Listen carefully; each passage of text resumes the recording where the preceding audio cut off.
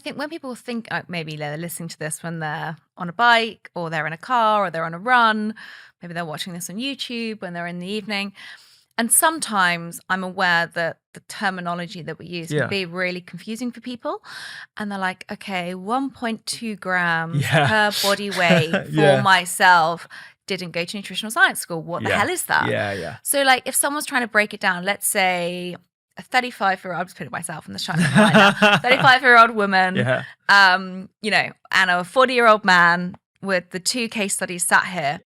How much should we be looking at throughout our day? Like, what does that actually look like in terms of food? Because this is literally your wheelhouse. This is literally what you do. You show people how they can consume that practically, but also deliciously, I just have to add. Yeah. It's very true, through the day. So how can one look at it in terms of like meal size and plate size? Because I do think that sometimes when we start talking about grams, people are like, well, what even is 25 grams? It's a really good point. So I think it's worth doing a little bit of math. Okay. And I say this in the book, actually. I love doing arithmetic. I don't like doing maths, actually, like algebra and all that kind of stuff. Like I scrape through my AS levels. But so when we do the math of 1.2, or like in your case, because you exercise regularly, you could probably benefit from that higher level, especially if you spoke to Stacey Sims. She's a big fan of like the higher amounts, which, you know, as long as everything is in balance, I'm totally on board with. So you want to be looking at your ideal body weight. So let's say we're looking at someone who is overweight. Maybe they're overweight by 20 kilos or so. You don't want to be using your current weight, which is 20 kilos plus. You want to be using your ideal weight. So whatever the kilogram amount that you times that 1.2 by, or 1.6, you want to be using that ideal body weight. Similarly, if you are underweight as well, you want to be using your ideal body weight. So that's the first part of the equation. Then let's say we'll use myself, because I can do the math a little bit in my head. I'm around 75 kilos. I'm trying to opt for 1.6 grams. That's my ideal body weight. So ergo, I need to be consuming around 120 grams of protein per day, which is 40 grams of protein split across 3 different meals, for argument's sake, as that's the typical eating pattern.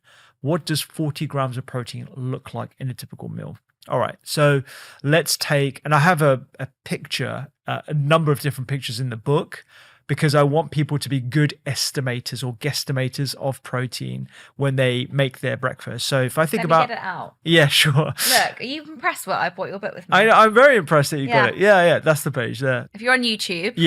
Or listening, maybe it's on Spotify, they now have our full videos up.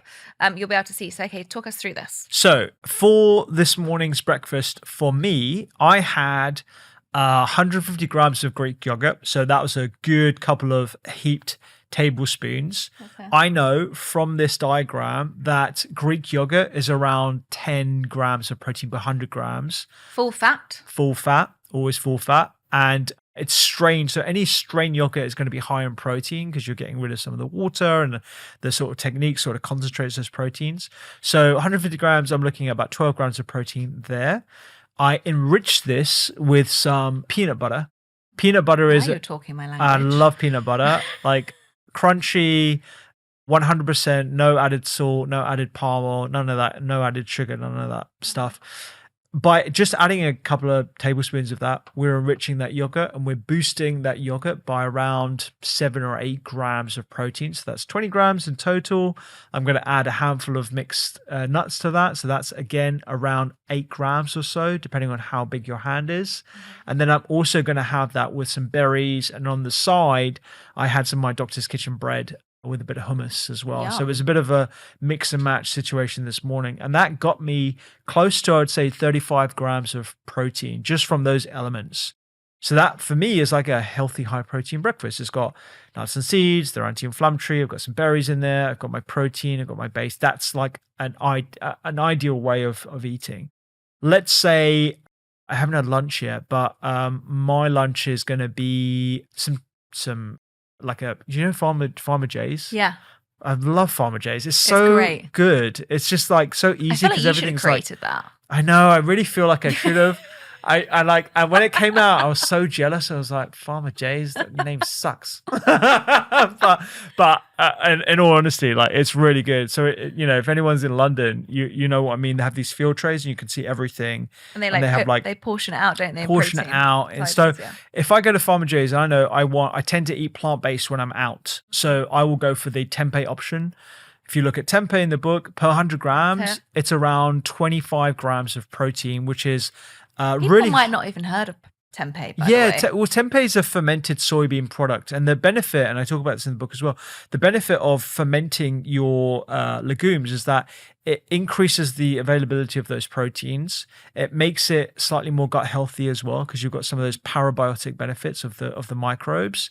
It tastes delicious as well, and it's easier to digest. So that, 200 grams of that's going to give you around 30 grams of protein as a minimum.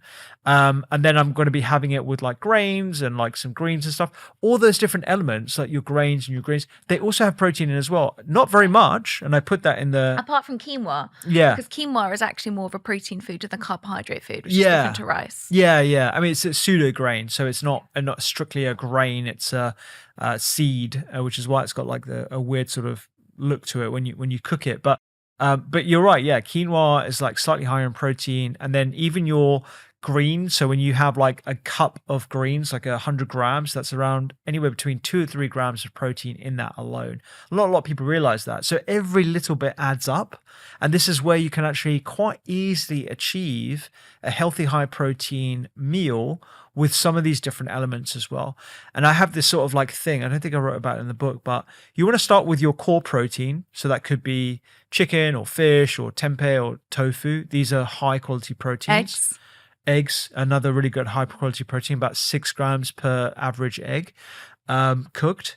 Then you want to have a plant-based partner. So that could be your legumes, it could be lentils, because as you'll realize when you read the book, lentils and chickpeas, when they're cooked, are relatively low in protein. They're not a core protein source.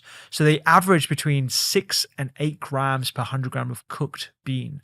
And even at the higher one, like black beans and pinto, we're looking at 8 to 9 grams. So it's not, A, it's not complete protein, and B, it's not enough total protein either.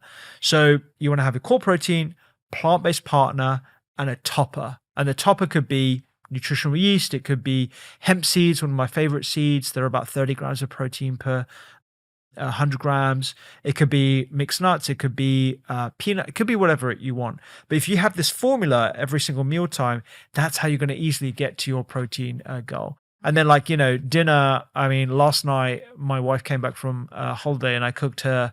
It was like an arrabbiata sauce with I think we put aubergine in it. I put chickpeas in it, some chicken that I'd made. I spatch cooked some chicken at the weekend, so I just shaved a bit of that, and then I added some protein through that, and then added some moringa leaves. Have you ever used moringa leaves fresh? No, I've never heard of that. Oh man, so there's like a Turkish store nearby to us. We live in North London, and moringa fresh is like a really bitter version of rocket. And when you put it into a sauce with tomatoes and other acidic, it kind of mellows the flavor and is absolutely delicious. But if you don't want to be that bougie, you can just use spinach. I mean, at one point, kale wasn't bougie. And now it is. It's having a moment, and it's costing more than anything else in the supermarket. Yeah. I'm a big fan of carbonara as well. Yeah, but me too. That's how, I want people to visualize what it means to eat a high protein meal in a healthy way, because we've been led to believe that high protein has to be chicken, like chicken for breakfast, lunch, dinner, and dessert. It doesn't have to look like that. That's bland, it's boring. It's this idea of high protein having to be about muscle food and muscle growth, and whilst that's very important to preserve, particularly as it pertains to the longevity sphere, it does not need to look that mundane and bland.